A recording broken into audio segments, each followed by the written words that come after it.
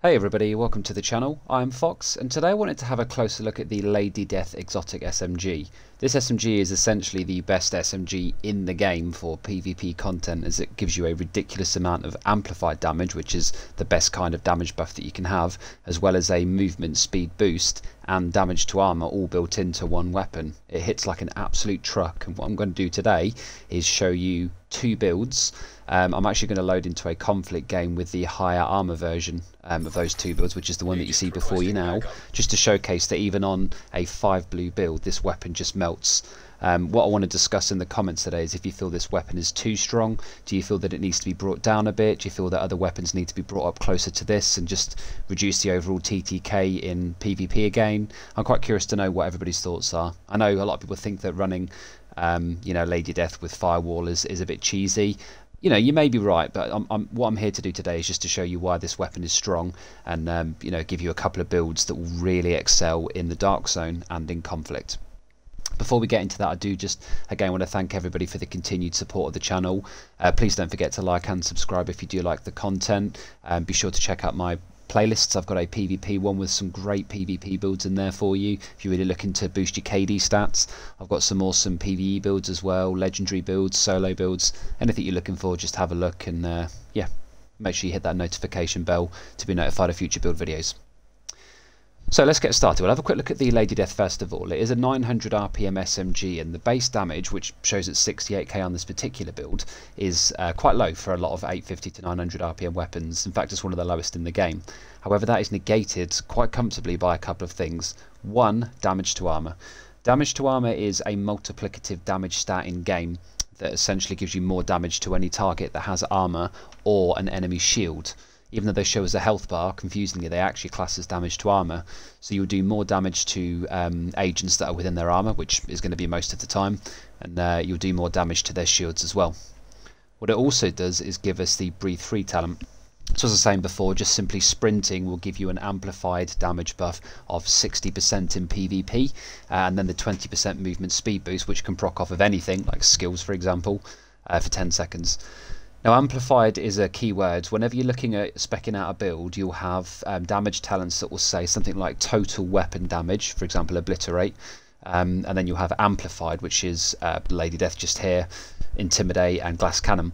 Amplified is applied right at the end of the equation, so the game factors in every single type of buff that's being applied to your weapon from all your gear sets and your damage to armor and everything, and then it applies the amplified right at the end. So it's basically the best kind of damage talent you can have. And what a lot of people are doing is running intimidate with the Lady Death, which is 2 amplified damage talents. That's why this weapon absolutely rips through people even with high armor. For the rest of my build, I am running a shield splinterer just as a high-end weapon. For a bit of range, you can really run anything here if you need to swap onto it. And then finally, I'm running the orbit just because it's a great pistol. If someone is ever quite low, you can quickly swap to this, pop a shot to kill them, and then get that 35 and 40% CHC and CHD for 15 seconds, which is actually quite long. This is a Dark Zone exclusive. The standard version of Finisher lasts exactly the same amount of time. It's just a slightly smaller critical hit damage boost at 35%. With any SMG build, particularly Lady Death, in my opinion, if you are outside of a Ridgeway's build, you need to be running the Coyote's Mask, the exotic mask. And the reason for that is that you're always going to be within 15 meter range, as that is typically when SMGs start to drop off. And if you're running Intimidate, you're going to be within 10 meters anyway. What Coyotes will do is give you 25% additional critical hit damage, which is more than Grupo or the second Sokolov. But more importantly, it gives that to your entire team all of the time, because you're basically always going to be in that range. That's 100% additional critical hit damage when you add up the 4 players in your Dark Zone group or in your conflict team. It's an absolute must in my opinion if you're really looking to maximise the damage. And as this is a 5 blue build, this is quite important that I'm doing this. My chest piece is the Hunter Killer, which is the named Golan chest piece that you get from doing all of the hunters in New York, that gives us the perfect version of the Intimidate talent, which essentially gives us amplified total weapon damage. So once again, that's the important amplified talent. But this is by 40% instead of 35% to any enemy that is within 10 meters whilst we have bonus armor. My particular one came rolled to, or I rolled it to critical hit damage, and it has armor-regen built in. The good news with SMGs is they intrinsically come with 21% max crit chance, so you can afford to be missing a couple of crit chance attributes across your build. The second piece of Golan are my gloves, which are triple god luckily, and this gives me 1% armor regen for the 2 piece. But you do want to roll everything into crit chance and damage where possible. You definitely want to be trying to go for that chance cap. I'm getting a 2% of armor regen from the Bellstone backpack that I'm running here, and this once again is rolled to crit damage and armor regen just like my chest is, so I could afford to miss the crit chance here. This is Adrenaline Rush, which is essentially my source of bonus armor to proc Intimidate, and in PvP based environments when you're within 10 meters of an enemy you gain 10% bonus armor for 5 seconds, but because this stacks up to 3 times and that's per different enemy, this can re-proc in the middle of a fight. They're all separate cooldowns. I'm running the one sort of damage boosting brand set I'm running here is Sokolov, which I've once again rolled to blue to keep this at 5 blue. This is 10% SMG damage and once again rolled to crit chance and damage. And finally, for the third and final percent of armor regen, I'm running the named Murakami knees. These come with 20% skill duration, which is great for the decoy that we're running, and they also give us the third and final 1% armor regen. So that means my total armor regen across the 1.6 million armor that I have is now 3%. So you can see there's no Walker and Harris here, there's no like 2-piece Sokolov or anything like that. There's no real sort of damage boosting gear sets here. This is a 5 blue build, it's mostly armor regen, but I'm going to demonstrate exactly how this shreds in a PvP environment. I like to run the Striker Shield to get a damage bonus whenever people are in range of the orange cone, and then the decoy because in the dark zone this is basically the best skill to have. But great alternatives inside conflict or even the dark zone will be the Booster Hive, as this gives you and your team a complete cleanse of any status effects and then some extra weapon handling and Has-Pro for the next 5 seconds. You can run a drone if you want. There's a Seeker Mine. It doesn't really make a difference here, but I still think decoy is best in slot. Of course, we are running Firewall for the additional team damage that doesn't include ourselves, admittedly, to enemies that are within 10 meters, and the very impressive Firewall armor kit that just gives you 200% over 10 seconds, which is absolutely crazy. To check out these stats on this particular build, we are sat at 22.6k for the per bullet damage in PvP, but this is going to be drastically improved when we get all of our buffs going. We're sat at the chance cap, which is very important for any SMG build, and 140, we'll just say 143% crit damage. But don't forget that I do have Coyotes, which is going to be active almost 100% of the time, so that's a further 25% adding on to that, bringing us up to a total of 168% crit damage, which is absolutely insane. 70% is just the default headshot modifier for SMGs, and then if you go down to my armor stats, you'll see that I'm sat at 1.63 million armor, so a crazy amount of armor, with my armor regen sat at nearly 60k. It's a monstrous amount of armor and armor regen, and we even get a little bit of health on kill from the Firewall talent as well. So tons of armor stats. This is a very tanky build and it works incredibly well in the dark zone. What I'll now do is show you the damage version, which is more a conflict centric version as it's only 3 blue, and that works very well when paired with a healer. Okay, so we're now on the damage version. Now you can see here there are some different brand sets and gear sets. We do have a lot less armor. This build is designed if you're not fussed about armor regen, so it's better for conflict in my opinion, but it also pairs incredibly well if you have a healer, as you've got enough armor to get in close to get the Intimidate proc, but you've got enough damage to absolutely melt people down. So we're still using Firewall and of course Lady Death. What we have here is Coyotes once again, because like I said before, this is just a must if you want to maximise your DPS on any SMG based build. We're still running the 2 same talents, Intimidate and Adrenaline Rush, but we don't have any perfect version. What we've done for this particular build is gone with the double Walker Harris, which is very important as it gives us 5% weapon damage and 5% damage to armor. So because damage to armor is a multiplicative damage stat, it really quite drastically improves your damage versus shields and of course enemy agents. The second Walker is a better roll with crit chance and crit damage, but as I said before, you can afford to not have crit chance in some of your pieces. This is my source of Adrenaline Rush, which is exactly the same as before.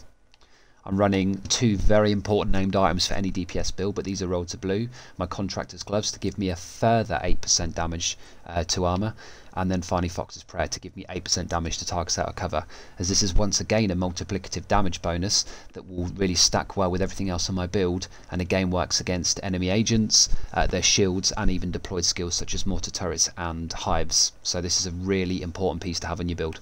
And then last but not least, we have the very same Sokolov holster, once again rolled to blue, just to give us that 10% SMG damage, with of course the crit chance and crit damage rolled on there.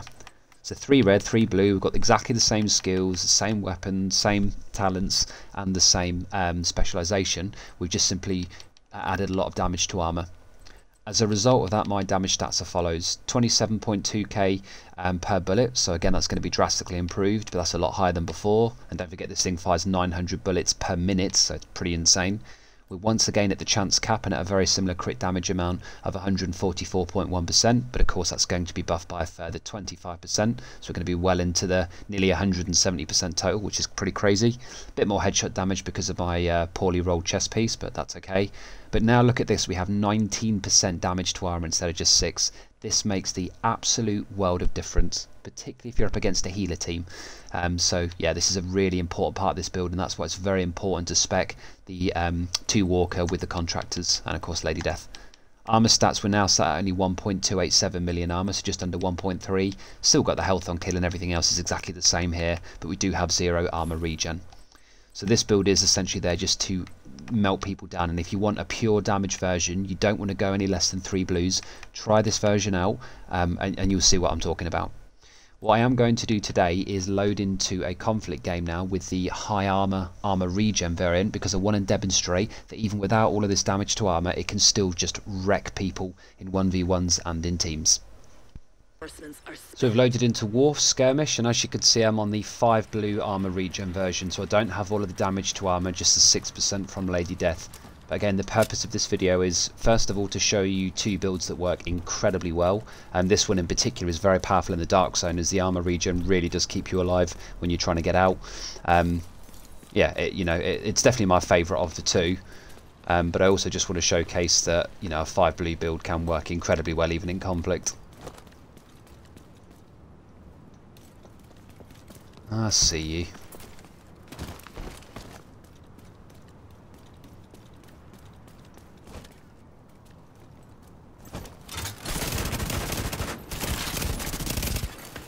Rogue striker drone detected. Just look at the armor regions keeping me going there. Oh, look at the melt.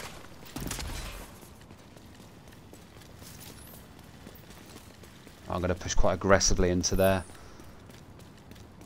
There's spawn now. Oh, there's 2 of them. Oh no, this is a bad play.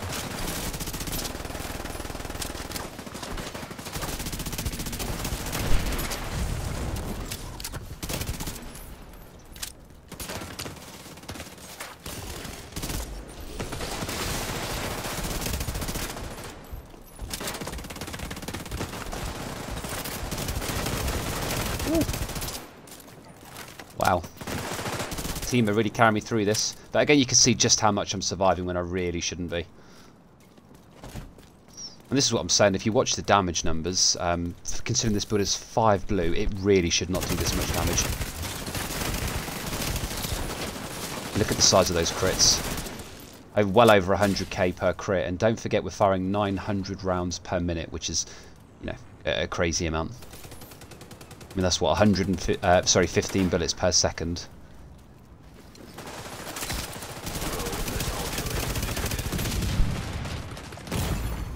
Vital signs critical. About to come online. Look at that, just able to stay alive when I really shouldn't be.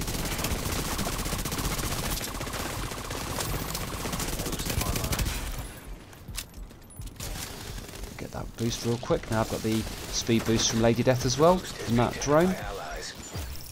Weirdly, this is a 3v3 game, which is a bit confusing. Look at the damage numbers, 247k! That's too much damage.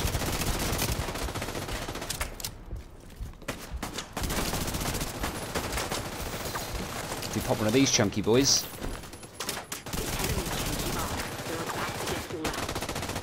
Do this. It's ridiculous, like, that's insane damage. You should not be able to do this much damage on a 5 blue build in my opinion. No one's even died yet. I'm on 18 million, which is the highest in the lobby. Quick cheeky peek here. Oh, you messed up there, my dude.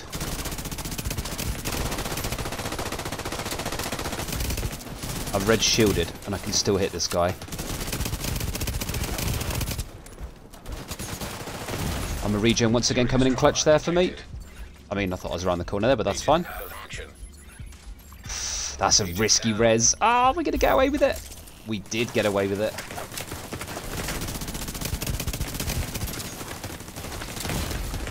Immediate medical assistance. Oof. Ah, I didn't realise they were peeking there. I mean, they were obviously going to peek there. That was really bad positioning from me, but...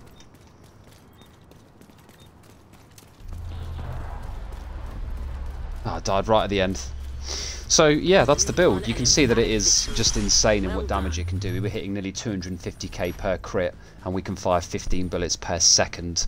And that's just a combination of amplified damage from Intimidate and of course the Lady Death itself. And even on a 5 blue build that is predominantly stacked into armor-regen, you know, with a bit of, obviously, the crit chance of crit damage to go with it, we're still able to melt people in what feels like a 3 red build instead of a 1 red build for other SMGs. What we'll do is we'll have a look at the quick endgame stats, the leaderboard, and then we'll obviously bring the video to a close. If you did enjoy the footage and you do have any questions about the builds that I'm showcasing, I really do think these 2 builds are the best way to run it. If you want to let me know your own version, your own thoughts on the Lady Death, please get that conversation started in the comments. I want to see the general consensus around the weapon, and I'll make sure I respond to all of those. You can see that I got 5 kills, 1 death and 4 assists. Looks like my team absolutely carried me there, but I did get top damage in the lobby on a 5 blue build. So again, that just says it all. Yeah, you know, even with only 6% damage to armor, this thing just melts. Thanks again for watching. I hope you did enjoy the content, and I will see you all in the next video.